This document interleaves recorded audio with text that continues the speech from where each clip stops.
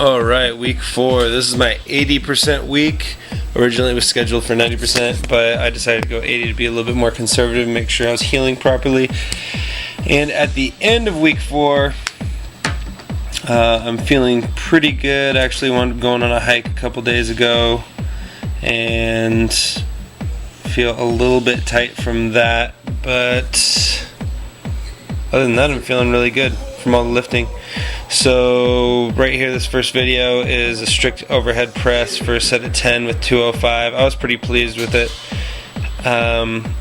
especially considering a week prior I only did 185. Yeah, 185, and it wasn't exactly what I would call easy, but I think that 205 by 10 is about all I had in the tank. I don't think I had any more. The second video you're seeing right here is a 295 push jerk by 10. Again, I was pretty pleased by that one too. I felt like it was the first time I've handled not just real weight, but like somewhat challenging weight, and like weight that will be within 30 pounds of an event that I'll be seeing at nationals, so that's really good as well. And then of course I have video of myself doing a little bit of log press. I have 270 pounds loaded on the log.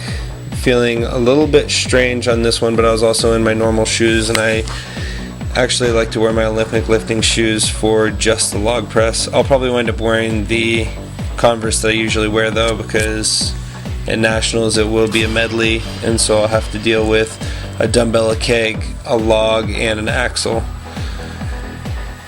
And now we have an axle right here, and the weight was 280. I was kind of just feeling it out. I was a little bit intimidated because my back just got better and just wanted to make sure everything was right. I was also kind of playing around with wearing a belt while I'm doing this exercise, which I'm really not used to. I like to do axle clean and presses without a belt, and so I was really focusing on pulling it high for that continental clean and experimenting with what, you know, how high I could pull it to clear that belt, how far out from my hips I needed it.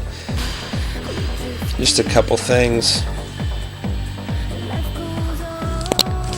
And next up, we have a video that's going to chew up a fair amount of time, but it is just some accessory work that I use when I don't have dumbbells and I want to do a dumbbell exercise. I simply use the kettlebells that I have access to, and right here I'm doing kickbacks, and then I'll superset with a little bit of some push-ups, some narrow push-ups, I guess you'd say, focusing on the triceps. A lot of guys criticize kickbacks, and I personally really like kickbacks. I think I get a lot of carryover in my pressing motions, but that's just me. I encourage everyone to try them out, but if certain individuals are too sold on their ideas and don't think they carry over at all, then you know, they're more than welcome to not tap that resource.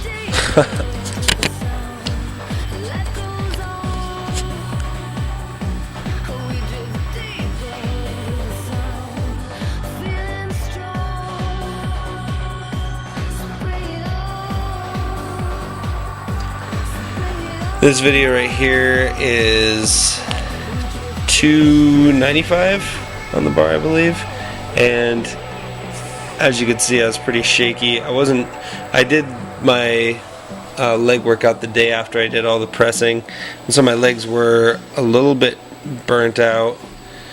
And this video right here has 315. I believe I got 7 reps. I wasn't pleased, but honestly I wasn't too displeased. I know I'm just getting into lifting weights again, and I can tell, especially with my front squats, that that movement hasn't quite become comfortable, and so I'm having to focus a lot on form and, you know, keeping my back tight, making sure my low back isn't compromised. It's a lot to keep track of. while you're really exerting yourself. And I don't find 315 to be an incredibly lightweight on the front squat anyway. My max being maybe 405 for, well, my all-time best being 405 for 3, and I'm guessing my current max is between 385 and 405.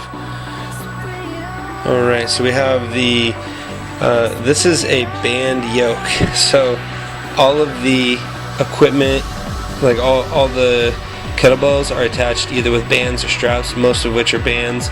It makes the barbell very unstable. You can see me shaking the whole time, and that's just you know, you do what you got to do. This is the equipment that I had available to me, and I don't have a yoke within about 120 miles of where I live, so you do what you have to do. Right here we have a little bit of warm-up on farmers, and I was really excited to get some farmers training in, because that's just it's an event that just feels really good to me, to pick up a weight and then walk around with it until your forearms fail. I don't know, there's not many events that compare in my mind. I love a good farmer's walk. I believe I only worked up to, on the yoke I worked up to 640, and on the farmers I only worked up to 205, I believe. Something interesting to notice is I'm doing a figure 8. In nationals this year there will be no turns, so you don't have to worry about that. However, I personally prefer to train with turns, just to make sure that you have that ability to turn. And if you do figure 8s, you get practice turning left and right, and you get a lot of practice controlling the implements, which is beneficial. Right here I'm experimenting with a car deadlift simulation. I've seen this done by a couple different guys, and I wanted to try this out, see how it felt, focus on leaning back into the deadlift, and I really did feel that it worked that motion quite well. I think I did 405 for 10, and I will be building some implements to slip on the end cap that will allow me to load a little bit more weight and then be able to lift it, because while I was doing that it was kind of sliding against my butt and creating a lot of unnecessary friction.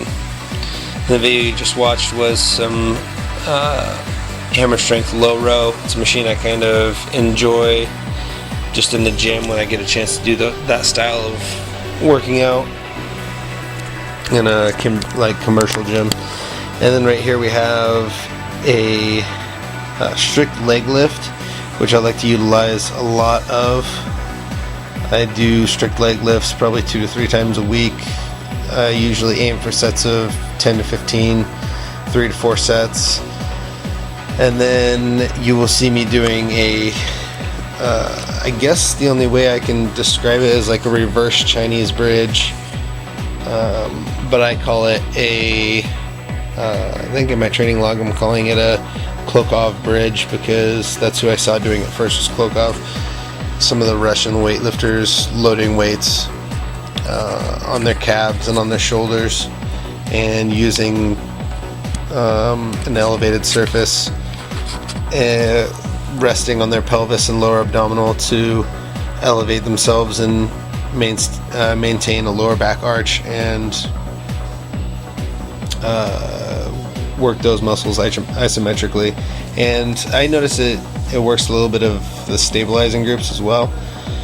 It's really interesting to do these for a minute or a minute and 30, and it's kind of humbling, but I do look to go a little bit heavier soon enough. I believe in this video I only did 25s for 1 minute. I've been feeling really comfortable with this exercise, and so like I said, I'll be going up. If you have any questions, please post them in the comment box below, and I'll see you guys in week 5, probably the last recovery video until I hit full-on training. Hope to see you guys at Nationals, and catch you next time.